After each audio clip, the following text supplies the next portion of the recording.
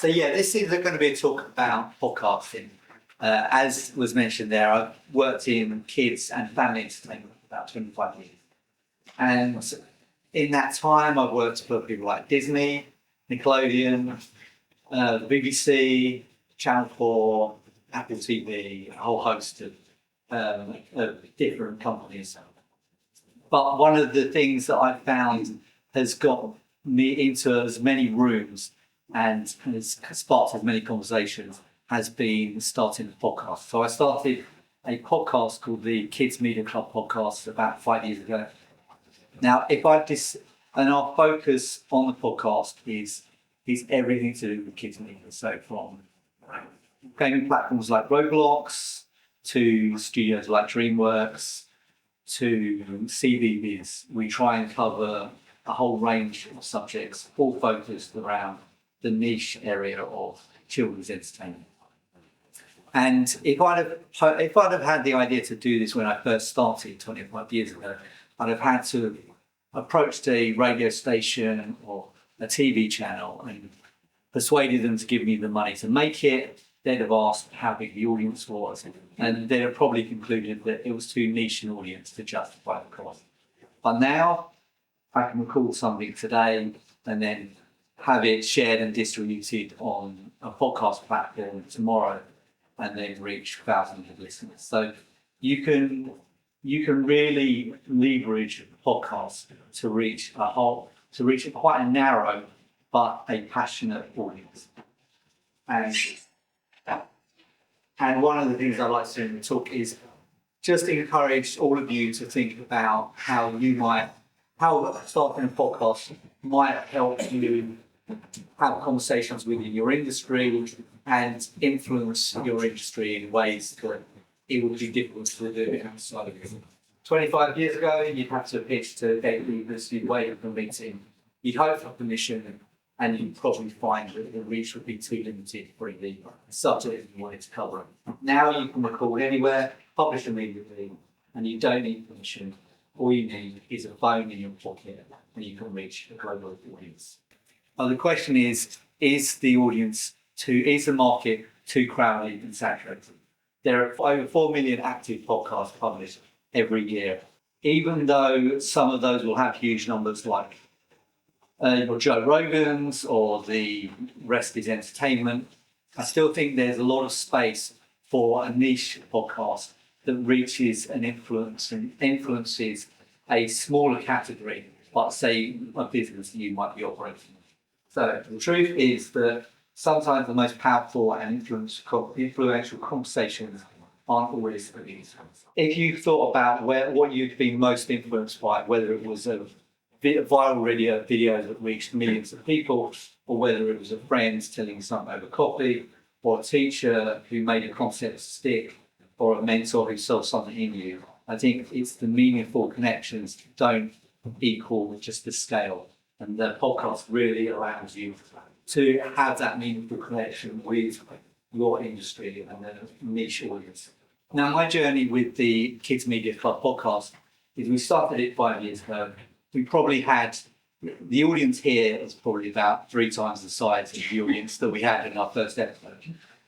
It was mostly friends and colleagues, but we were having conversations we were guided by curiosity about the industry and some of the changes that were happening to kids media.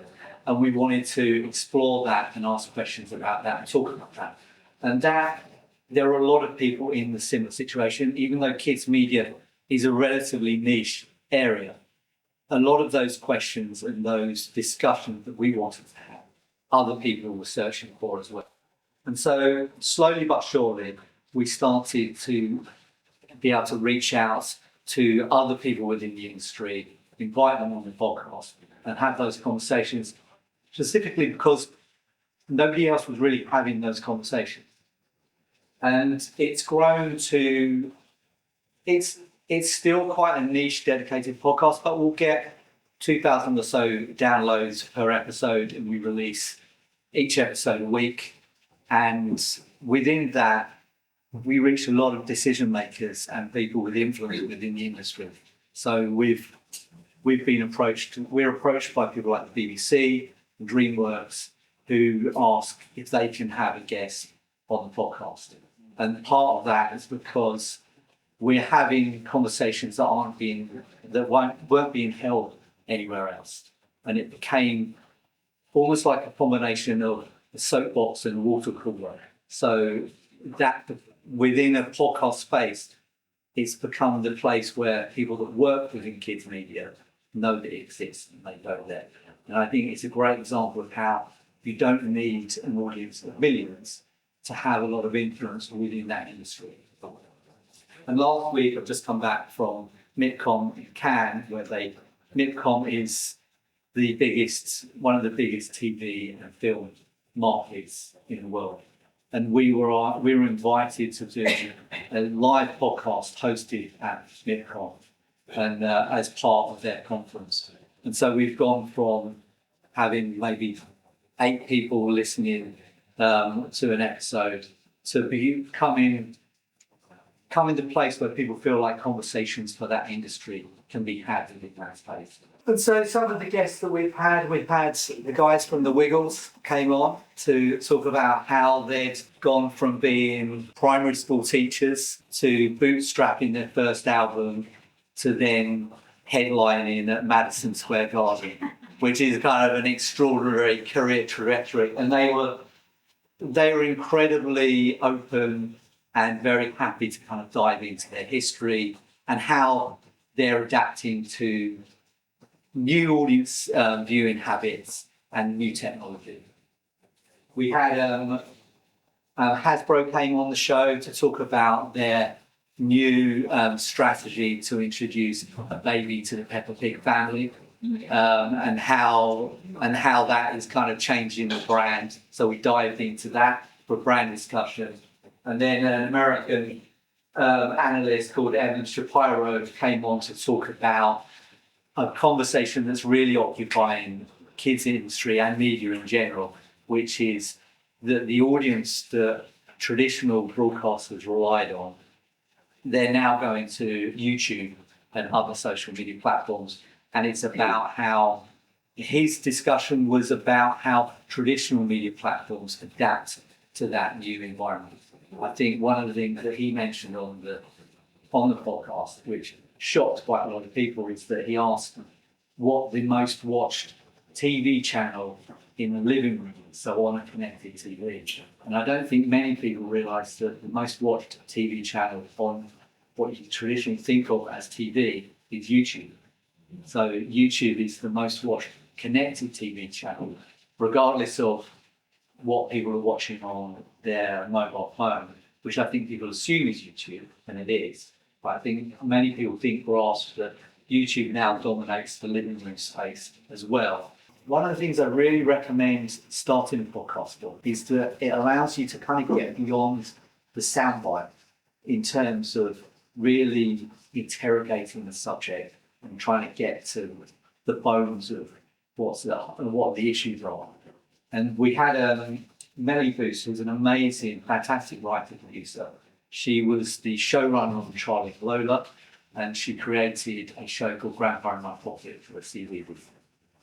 So she'd had an experience a lot of kids creating, which is that often, particularly with channels like the BBC, the rights in the show that you have revert back to you at some point. So she ended up really having the rights to Grandpa in My Pocket reverting back to her.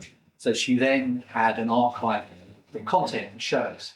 So she created her own YouTube channel, the Grandpa in My Pocket Friends, and then she started putting content on the channel. Very quickly, she grew an audience, not a huge audience, but she grew a subscriber base of around 500,000.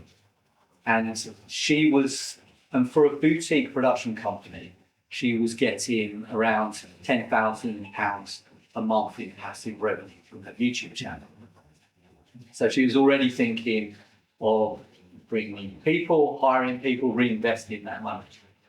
And then something pretty major happened for kids' content within that YouTube space, which is global regulations were brought in 2019, 2020, that are called COP, as the abbreviated word for that. And her revenue went from 10,000, and the purpose of that regulation is to safeguard kids on YouTube. But the unintended impact of that is that her revenue on the channel went from 10,000 a month to £200 a month. And so 45 minutes allowed us to get beyond the soundbite of the issue of safeguarding children, to then explore whether there was an opportunity to both have safeguards in place for children, which everyone supports, but also in a way that supported and allowed children's content creators to be able to monetize their channel. Because without the money to really produce stuff, you're not going to encourage quality, good content from there. And we had a lot of producers reach out to us after the show, and it's ended up creating a kind of ripple effect of conversations within the industry. And I think those kind of conversations just really wouldn't happen outside of a podcast like ours, because it's not something that would really be discussed on TV, or really maybe within a magazine it might be touched upon, but you probably wouldn't have had the space to really her to be transparent about the money that she was getting, for us to discuss some of the regulations around it. And another guest that we had on, there's a team called Claimosaurs, and they produce, and they're a great example of a new brand of animation and kid producers that are deciding not to go down the route of approaching broadcasters for their production part, but instead crowdsource from fans to be able to bootstrap their own production and get to the point where they build their own audience, and they don't need to then go to a broadcaster to fund a series to be able to get that audience. So they're very much utilising the advantages of new technology to produce animation quickly, but also that relationship with an audience to be able to build a tribe of fans that support it. That's a bit about the history of the Kids Media podcast. And I think it's worth thinking about maybe the industry that you're in and thinking, is there an angle to do a podcast to really have some of the conversations in the industry that might not be happening? It could be around sustainable living. It could be somebody starting a business. If you're a young student just coming out to start your own business, it could be about that journey. And you'll find that actually just to start communicating your perspective, you immediately start, it becomes like a magnet that then attracts people that are also going through some of the same experiences as you. And that's how you build both an audience, but also kind of a supportive network and community. And one of the things we've really found from doing the podcast is that when we did our first podcast, our very first podcast we did in Clubhouse. I don't know if anyone remembers Clubhouse. It was a social media app that was a live audio app. So we did it first there, and it was pretty scrappy. It wasn't very polished. And we still produce episodes now where we'll be maybe talking over each other, and it won't be the most professional thing in the world. But what it will be is heartfelt and real and natural. And I think that ultimately is what the audience responds to more than something being really polished. And it's something that allows you to really get beyond the kind of gloss and get to a real connection, because what you're sharing is that we're sharing a perspective of people that work within the industry and are grappling with some of the challenges. And that's what the audience, that's what our listeners really want. They don't need somebody that's a professional presenter. They need somebody that they can share a perspective and insights and connections with.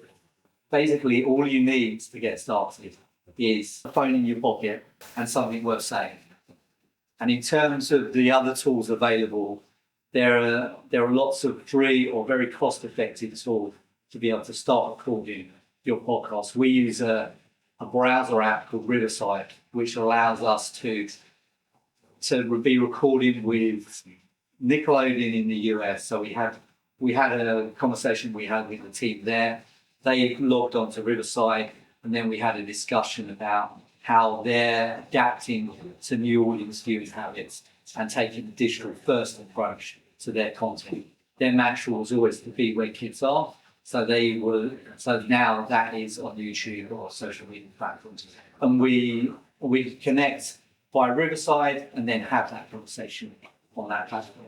And then Riverside also allows you to then create short clips and promote it on TikTok or social or YouTube or Instagram. I think if you are interested in starting a podcast, the roadmap for that is to think about where you are now and what conversations you don't feel are happening, and that you could just start those conversations rolling. And if you start with what you know and you build your audience around your existing network and reach out from that, there's that joke about Kevin Bacon being 6 degrees of separation from any movie star. I mean, I think you'll find that you're probably 6 degrees of separation from some fairly influential people and interesting people. And it doesn't take much to invite them to be on the podcast. One of the hacks that we all discovered quite by accident doing the podcast is that people that we would struggle to get meetings with were incredibly flattered to be asked to be on the podcast. So we had people that we'd never previously been able to get a meeting with, but they grasped it. They really grasped at the idea of being a guest on a podcast. So somebody that's one of the creative director at Duolingo, we didn't know her personally, but we had a contact for a mutual friend. We approached her about talking about how they're integrating animation within the app, and she was very happy to come on. I mean, she even got up at 7 o'clock in the morning, New York time, to kind of make the recording. But we're constantly surprised by how open and accessible people are. And I think if you're interested in starting your own podcast, that's something that I'm sure you'll encounter as well, is that people are really happy to be asked to come on. And it's actually, as well as being a great thing to start podcasts, it's a fantastic way of building your network. Just remember that the first episode won't be perfect. We just finished our 115th episode, and that wasn't perfect either. But like I said, it doesn't really matter, because people want that realness and that authenticity. And then one of the things that we were really struck by is that as soon as we committed to a weekly schedule, that really improved both the amount of listeners we got, but it was that kind of regularity and that sense that you could rely on this episode landing at that time. So it doesn't have to be weekly, but I would recommend that you pick a date and you stick to that date, whether it's a kind of a monthly release or fortnightly release, but that you're hitting that same date. Because if you start to build up a listener base, they'll kind of build that into their habits and their listening habits. And so I think it makes a big difference to have that consistency. And so I think the way I think of podcasts is that combination of a soapbox and a water cooler. So it's a soapbox in as much as it's a place where you can share bold ideas. You can, if you're doing an industry podcast, you can use it as an opportunity to shake the box a bit and introduce an idea that might be a bit challenging or isn't a popular suggestion, but it introduces that into the conversations. And sometimes those uncomfortable conversations are ones that are sort of necessary. It allows you to challenge assumptions, and it also can be a way in which you can kind of use it to inspire action amongst the listeners. And then it's like the water cooler. We started in lockdown, and that was a time where everyone was working from home, and you had people really hungry for those kind of office conversations and jokes and humour and those shared insights and experiences that you get in the office around the water cooler. And the podcast kind of fills that gap a bit for a lot of people. And then it's a place to swap stories and ultimately learn together. And I think for us as hosts, we think we've learned as much as the audience from the variety of guests that we've had, comments from listeners. It's been an incredibly powerful way to just kind of gain a lot of insights and get a much more rounded picture of what's going on in the industry and kind of the media in general. And so my challenge to you would be, if you're interested in doing a podcast, grab a phone, reach out to someone interested, record a conversation, and then publish it and see what ripples you can start. And that's it. Thank you very much for listening.